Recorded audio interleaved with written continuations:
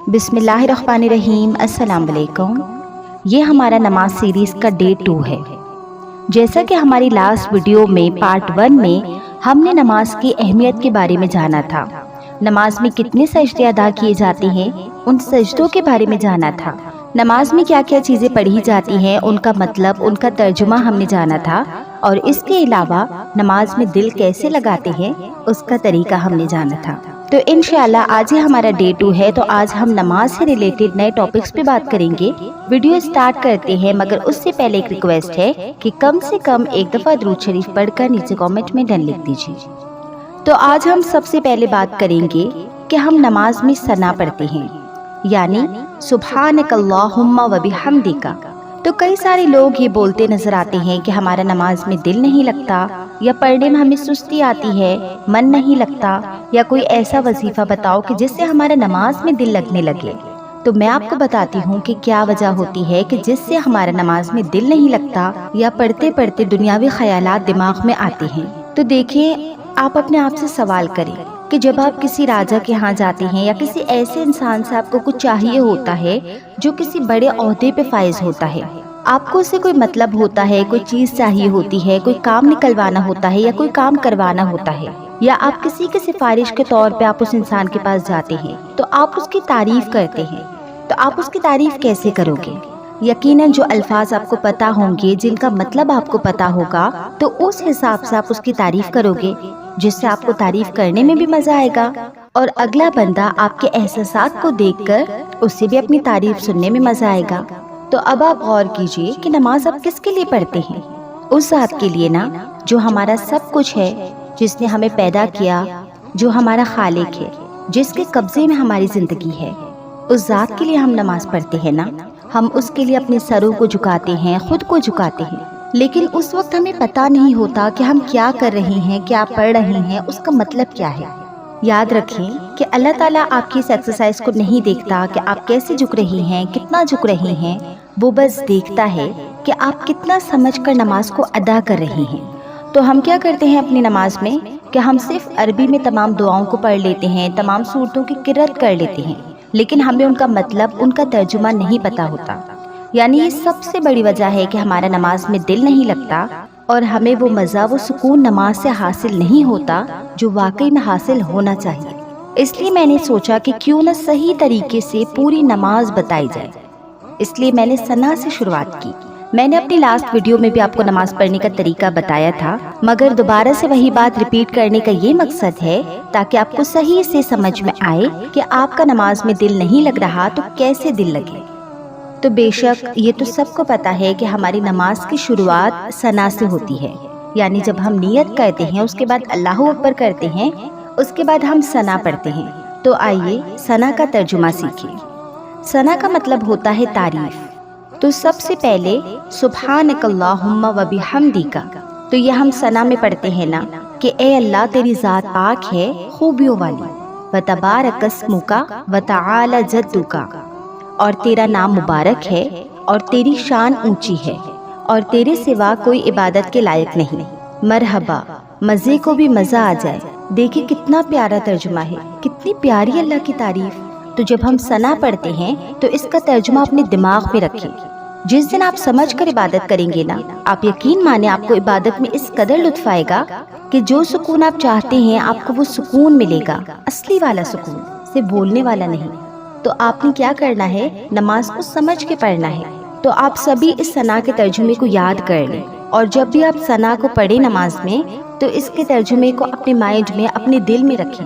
आप देखना शुरुआत में आपको थोड़ी सी मुश्किल आएगी, थोड़ी सी दिक्कत आएगी, मगर आपको देखना, आपको आदत हो जाएगी इंशाल्लाह। इसके बाद जब आप सूरह फातिहा को तर्जुमे के साथ पढ़ेंगे, और ना ही सूरह फातिहा को बल्कि पूरी नमाज को जब आप तर्जुमे के साथ पढ़ेंगे और समझकर अपनी नमाज को पढ़ेंगे, तो इंशाल्लाह आपको बहुत मज़ा आएगा। जैसा कि मैंने अपनी लास्ट वीडियो में आपको रुकू में जो पढ़ते हैं, सजदे में जो पढ़ते हैं, रुकू के बाद जब हम खड़े होते हैं, उन सब का तर्जुमा मैंने अपनी लास्ट वीडियो में आप लोगों के साथ शेयर किया था। तो इस वीडियो में भी मैं आप लोगों के साथ शेयर करूंगी, तो आप उन तमाम चीज़ों को तर्जुमे के साथ याद कर लें। तो सूरह फातिहा जो कि हर नमाज में पढ़ी जाती है, जिसके बगैर हमारी नमाज बातिल हो जाती है, तो सूरह फातिहा को भी आप तर्जुमे के साथ याद कर लें और उसकी तफसीर करें और उसको समझकर अपनी नमाज में पढ़ें। اس کے علاوہ قرآن پاک کی جو آخری 10 صورتیں ہیں، میں نے اپنی لاسٹ ویڈیو میں بھی آپ لوگوں کے ساتھ شیئر کی ہے یہ بات کہ ان کو بھی آپ ترجمے کے ساتھ پڑھ لیں، اور جب بھی آپ سورہ فاتحہ پڑھتے ہیں اور اس کے بعد جو سورت پڑھنی ہوتی ہے تو ان سورت کو جب آپ پڑھیں گے ترجمے کے ساتھ تو انشاءاللہ آپ جب سمجھ کے پڑھیں گے تو آپ کو خود بخود نماز میں آپ کا دل بھی لگے گا، آپ کو سکون بھی ملے گا۔ تو دیکھیے یہ ساری باتیں شیئر کرنے کا مقصد یہی ہے کہ آپ صحیح طریقے سے اپنی نماز کو ادا کریں، اپنی نماز کو سوچ سمجھ کر پڑھیں، نماز کا وہی حق ادا کریں جس طریقے سے پڑھ کر حق ادا کرنے کا ہمیں حکم دیا گیا ہے۔ دیکھیے سیکھنے کی کوئی عمر نہیں ہوتی، اب تک ہم نے جیسی تیسی نمازیں پڑھ لی، لیکن اب اللہ تعالیٰ نے آپ تک یہ ویڈیو پہنچائی ہے تو مطلب اللہ تعالیٰ چاہتا ہے کہ آپ اپنی نمازوں کو سدھاریں۔ ماشاءاللہ آپ کو اس کی ہدایت نصیب ہوئی ہے، ورنہ مسلمانوں کی ایک تعداد ہے جو گناہوں میں ڈوبی ہوئی ہے۔ اگر آپ تک یہ ویڈیو یہ میسج پہنچ گیا ہے تو اس کے لیے آپ رب کا شکر ادا کریں، بے شک اللہ تعالیٰ جسے چاہتا ہے ہدایت دے دیتا ہے۔ اچھا، اب ہم بات کرتے ہیں کہ نماز کے بعد پڑھی جانے والی صورتیں، یعنی جب ہم اپنی نماز مکمل کر لیں تو ہمیں چاہیے کہ ہم بس نماز پڑھ کے اٹھ نہ جائیں، بلکہ ہم تسبیحات کریں، اللہ تعالیٰ کا ذکر کریں، اللہ تعالیٰ کو اس کے پیارے پیارے ناموں سے پکاریں، استغفار کریں، درود شریف پڑھیں، اور اس کے ساتھ میں آپ کو کچھ قرآنی صورتیں ہیں جن کی بہت سی فضیلتیں ہیں، تو وہ بھی میں آپ لوگوں کو بتاؤں گی کہ آپ کس نماز کے بعد کون سی صورت پڑھیں۔ تو سب سے پہلے ہم بات کریں گے سورہ یاسین کی۔ تو آپ نے کیا کرنا ہے، ہر فجر کی نماز کے بعد سورہ یاسین کی تلاوت کرنی ہے۔ اس کی تلاوت کرنے سے کیا ہوگا، جو کوئی فجر کی نماز کے بعد سورہ یاسین کی تلاوت کرے گا تو اللہ تعالیٰ اس کے تمام گناہوں کو بخش دے گا، اس کی ضرورتوں کو پورا کرے گا انشاءاللہ۔ تو سورہ یاسین قرآن پاک کی 36ویں سورت ہے۔ سورہ یاسین قرآن پاک کا دل ہے۔ سورہ یاسین پڑھنے والی کی زندگی میں خوشحالیاں پیدا ہوتی ہیں اور اس کی تمام حاجتیں، تمام دعائیں قبول ہوتی ہیں۔ اس کے بعد ہم بات کرتے ہیں سورہ فتح کی۔ سورہ فتح قرآن پاک کی 48ویں سورت ہے۔ جو کوئی ظہر کی نماز کے بعد اسے پڑھے گا تو اللہ تعالیٰ کے مخلص یعنی سچے بندوں میں شامل ہوگا اور جنت میں باعزت اعلیٰ مقام اسے حاصل ہوگا انشاءاللہ۔ سورہ نبا۔ سورہ نبا قرآن کریم کی 78ویں سورت ہے۔ جو کوئی سورہ نبا کو ظہر کی نماز کے بعد پڑھے گا تو اس کی آنکھوں کی روشنی مزید بڑھ جائے گی، اور جو کوئی سورہ نبا کو عصر کی نماز کے بعد پڑھے گا تو مرتے دم تک اس کی آنکھوں کی روشنی ختم نہیں ہوگی انشاءاللہ۔ سورہ واقعہ۔ سورہ واقعہ قرآن پاک کی 56ویں سورت ہے۔ تو مغرب کی نماز کے بعد اسے پڑھنے سے اللہ تعالیٰ آپ کو کبھی بھی اپنے سوا کسی کا محتاج نہیں کرے گا، آپ کو فکر و فاقہ، غربت سے، محتاجی سے ہمیشہ محفوظ رکھے گا، آپ کے رزق میں برکت ہوگی۔ تو اسی لیے رزق حاصل کرنے کے لیے اور کسی کا محتاج کبھی نہ ہونے کے لیے اس سورت کو پابندی کے ساتھ ہر مغرب کی نماز کے بعد ضرور پڑھا کریں۔ آپ دیکھیے گا انشاءاللہ ایک ہفتے میں ہی آپ کو اس کا فائدہ دکھے گا انشاءاللہ۔ سورہ ملک۔ سورہ ملک قرآن پاک کی 67ویں سورت ہے۔ حضرت عبداللہ بن مسعود رضی اللہ تعالیٰ عنہ سے مروی ہے کہ جو شخص ہر رات سورہ ملک کی تلاوت کرے گا اللہ تعالیٰ اسے قبر کے عذاب سے محفوظ رکھے گا انشاءاللہ۔ تو کوشش کریں روزانہ پابندی سے نماز ادا کرنے کی، اور ہر وقت کی نماز کی جو صورت میں نے آپ کو بتائی ہے ان کو بھی پڑھنے کی۔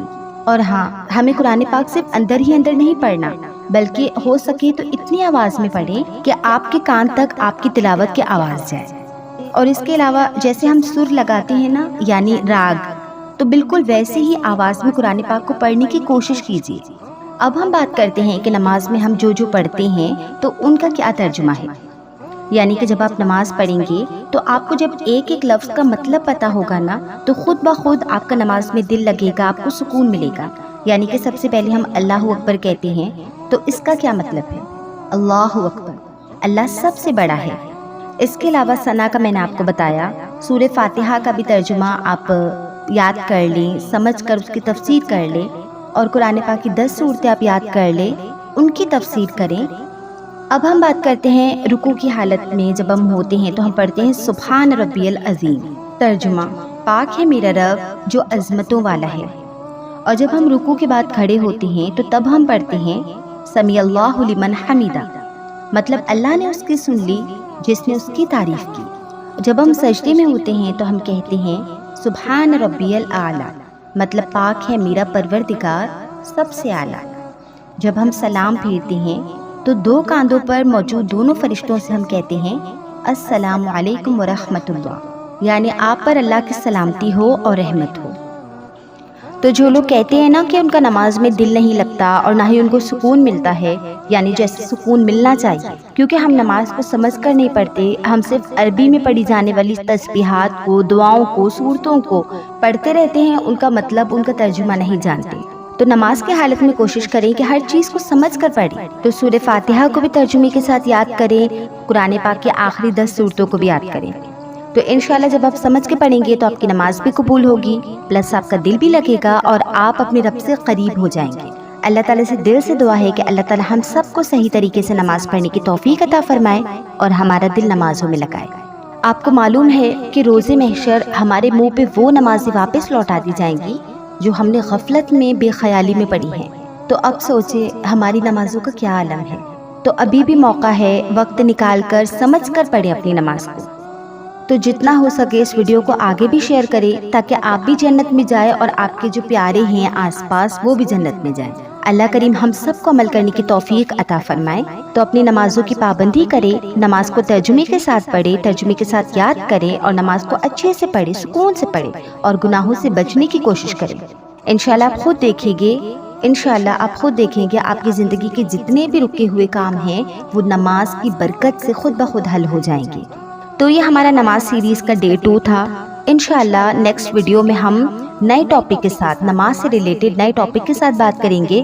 تو جتنا ہو سکے مجھے بھی اپنی دعاؤں میں یاد رکھیں، کیونکہ مجھے بھی آپ کی دعاؤں کی بہت ضرورت ہے۔ جزاک اللہ خیرا۔